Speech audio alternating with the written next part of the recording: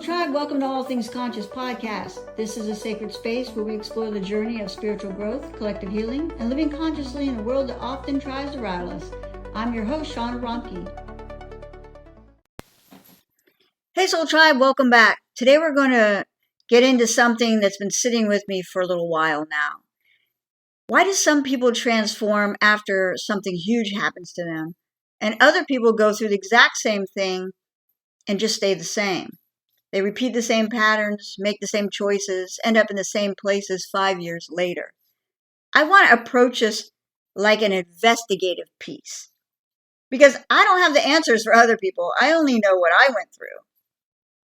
So we're really not going to answer the question today, but I'm going to try to give theories as to maybe why they don't transform. So like I said, I know my own transformation. I know how long it's taken me, how many layers there's been. But when I look at other people going through their own version of this, I honestly don't always understand why the difference exists. And I'm not just saying that they're delayed. I'm just saying they're the same person before and after, like years after. So instead of standing here like I've got it all figured out, I want to use my story as an example, and I want us to investigate this together.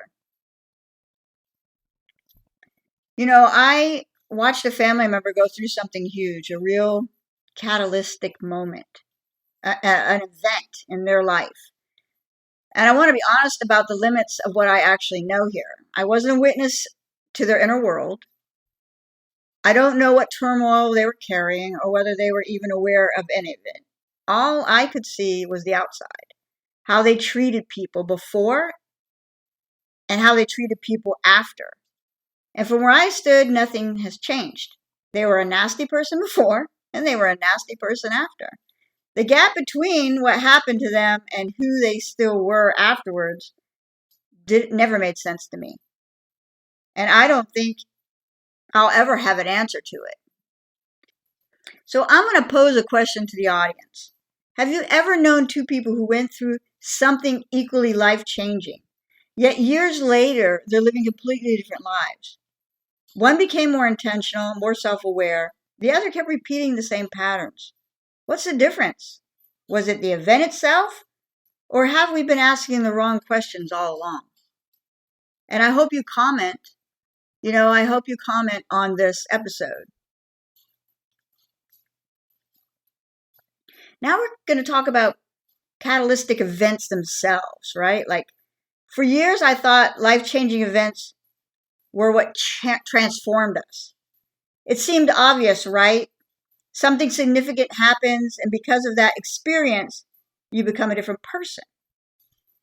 The more I looked at my own life, the more I realized those two are completely different things. A life-changing event doesn't necessarily change you. It changes your trajectory. I call these catalytic events. Right? Like, I had cancer, and for years I was saying cancer was my spiritual awakening, but it was the main event that created ripples. So I was using the metaphor of a meteor shower. So let me pose that to you. So from a distance, it's beautiful. It lights up the sky, and it doesn't really touch anything. But when a big chunk of meteor actually comes down and hits, it creates a ripple effect.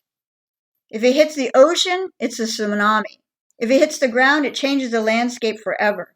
And it doesn't stop at one wave. It keeps moving outward, hitting things you've never expected it to touch.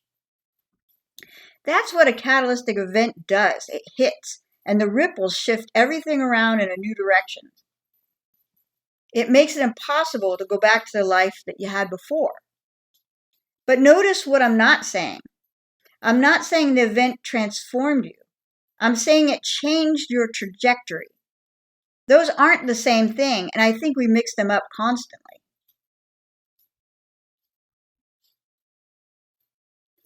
I think the reason why we mix them up is because it's a story. It's easier to say that cancer changed me. than it is to sit with what actually happened, which is years of ripples I had to navigate one at a time, like shock waves, with no guarantee any of it would lead anywhere. So my question to the audience is, can you think of a catalytic event in your own life? Don't overthink it. Whatever comes to mind first, and hold on to it, because we're going to come back to it. So my theory is, if we look at this from another angle and perspective, if we're investigating why some people transform and others don't, here's one theory worth sitting with. I didn't look at what happened to me as something happening to me. I look at it as something that was happening for me. But I think some people do. If you already believe the world is against you, a catalytic event just becomes one piece of evidence for that belief. One more thing to resent about your life, instead of a doorway into something new. I mean, that's just one theory I have. We're not landing on any conclusions, we're just leaving the door open. So let me see an example of what that actually looked like for me. In 2011, and now we're talking about the ripple effect, like what does that actually look like? In 2011, I was diagnosed with cancer. Your story doesn't have to be cancer, it's just mine, right? Yours could be a death. Yours could be a breakup, a heartbreak. Anything that shakes you to your core. So in 2011, I was diagnosed with cancer. The diagnosis set off a chain of events I couldn't control. I lost my business because, I didn't have the energy to work. I was sick. My relationship fell apart, not because of the cancer itself, but because it revealed the foundation was never stable. They didn't want to take care of a sick person. I felt isolated and alone. All my safety nets that I thought I had in place were wiped out. They're gone. But something else happened I don't think I've ever said out loud on this podcast. The cancer, what it did do is physically change my body. I had surgeries. I ended up with lymphedema, which is a lifelong illness. There's no cure for it. I lost my hair during chemo, and steroids that they put me through held me at 200 pounds. I looked in the mirror and I didn't recognize the person looking back at me. I was looking at a stranger. You walk by the mirror, it's pretty scary when that's not you, but it is you.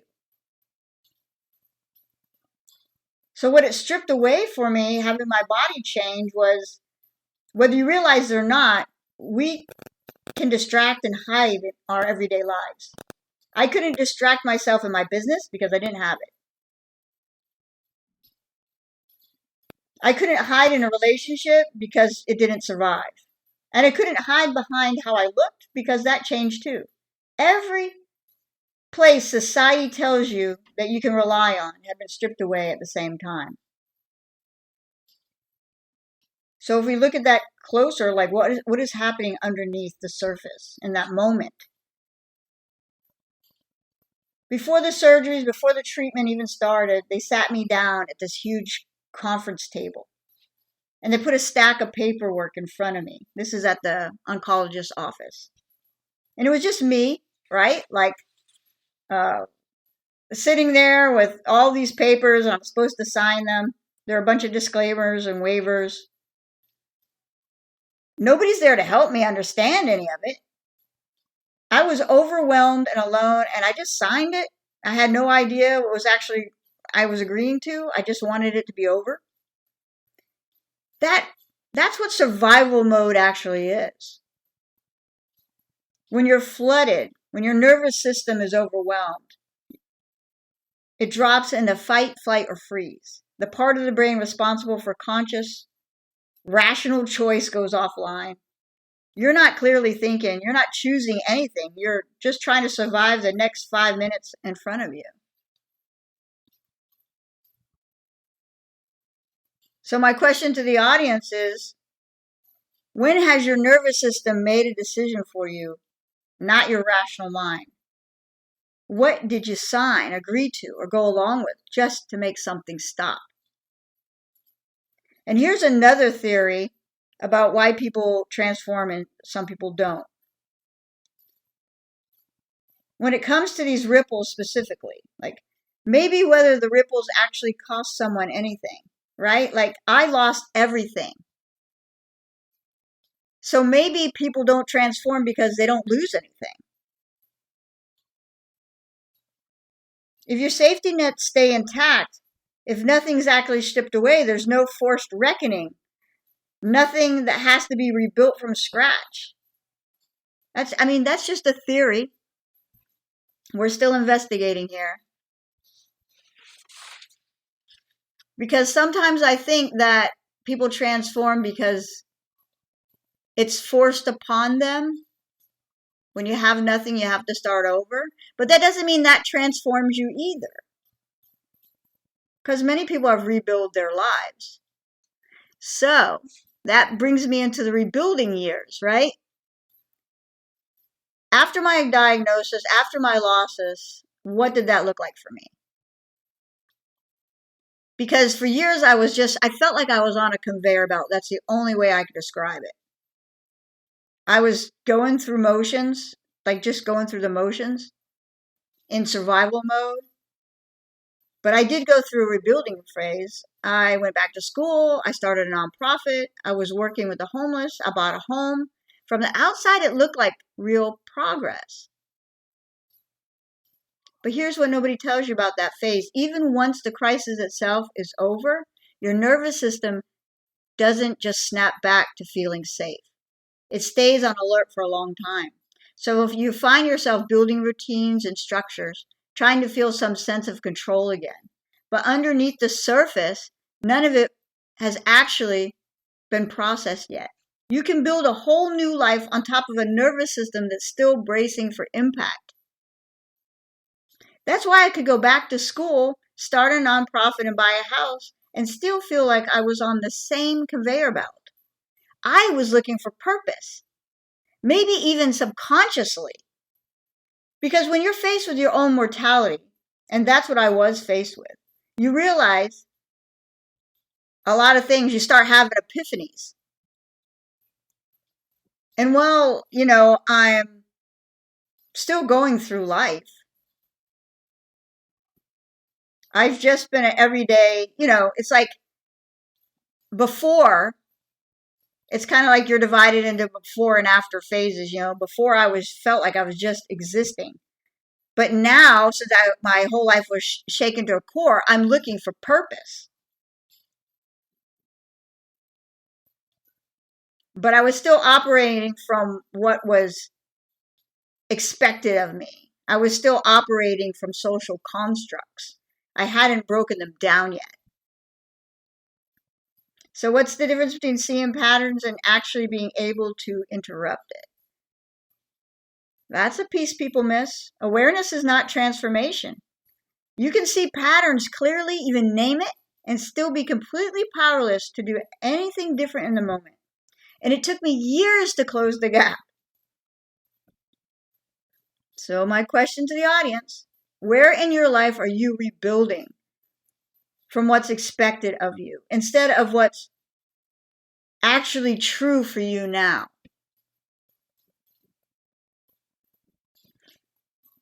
And I don't have a theory for the rebuilding years because there was no breakdown that people who didn't go through the transformation, who are not transforming, they didn't have to rebuild.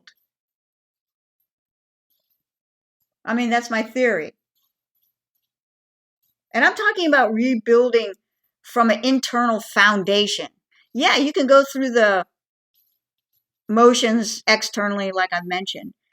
But when everything is taken away from you, you go inward. So let's talk about this thing like the mirroring phase. We hear the word thrown around constantly, even in spiritual spaces and in therapy, the word mirror. I was in therapy, and my therapist used to say it to me, and honestly, it would go right over my head. But what it actually means in plain terms is that people who trigger you the most, the ones who get under your skin over and over, usually aren't just reacting to something. Like, you're not just actually reacting to something about them. They're showing you something in yourself that you haven't looked at yet.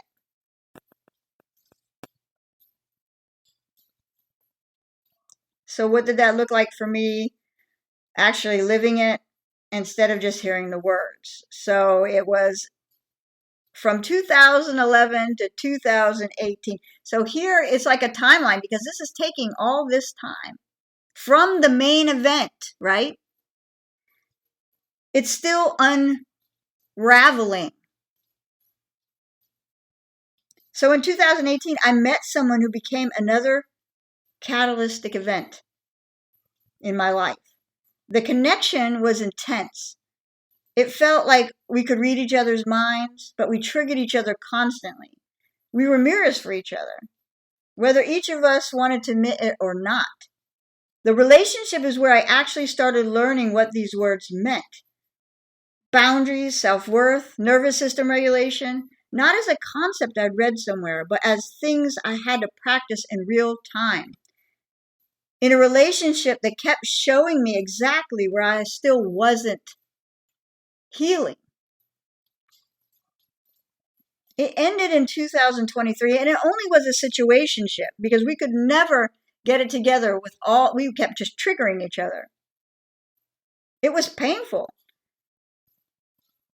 But it was where the real work started, not because the relationship healed me, because it didn't, but it did make me want to be a better person. And it kept revealing exactly what still needed attention. I was becoming self-aware of, hey, where I was lacking. Like the relationship, not the relationship, the connection, because we were in and out of each other's lives, but the connection was still working, right? It was still doing what it was supposed to do. And it was showing me how I didn't value myself, how I was a people pleaser, how I would chase love, and, how I accepted breadcrumbing, how I needed to fill my own cup before I tried to fill somebody else's, before I tried to run in and try to save them and be the hero. It just so reflected so much to me. So the difference between seeing your patterns and actually changing your response to them is awareness. Changing the response is embodiment, and those are not the same thing. The gap between them can take years. So my question to the audience, who in your life has been a mirror to you? What did they force you to see about yourself that you couldn't see on your own? And here's another theory of why people transform and others don't. The theory for the mirror piece specifically. I think some people just miss the whole mirror thing entirely. Without self-awareness, you experience in them as an attacker, and you stay in a victim mentality instead of asking, what is this actually showing me? Why do I keep repeating these experiences? So, when you keep going through these relationships and they're always the same, the common denominator is you, right? So it can't be everybody else. So you have to start taking a good hard look at yourself. And I think the person that doesn't transform doesn't see the mirror. They don't ask the hard questions. Let's look at embodiment. There's another word that gets thrown around so much it starts to lose its meaning. It's embodiment. It sounds like a buzzword until you're actually living it. So let's talk about what it actually is. Embodiment is the difference between understanding something intellectually, like something in your head, and having your actual behavior line up with it, especially under pressure, especially when you're triggered. So what it looks like is when somebody is dumping all their wounds onto you, say you get in an argument or somebody's just venting, and instead of reacting, you're just listening. You notice you're still being triggered. The feeling is still there in your body, but you're not reacting to it the way you used to. You don't chase people for validation anymore. You're open to a relationship, but it has to be in alignment with you. Or you walk away because you're not shrinking yourself to keep it. So my question to the audience is, thinking of a trigger that used to control you completely, has your response to it changed at all, even slightly?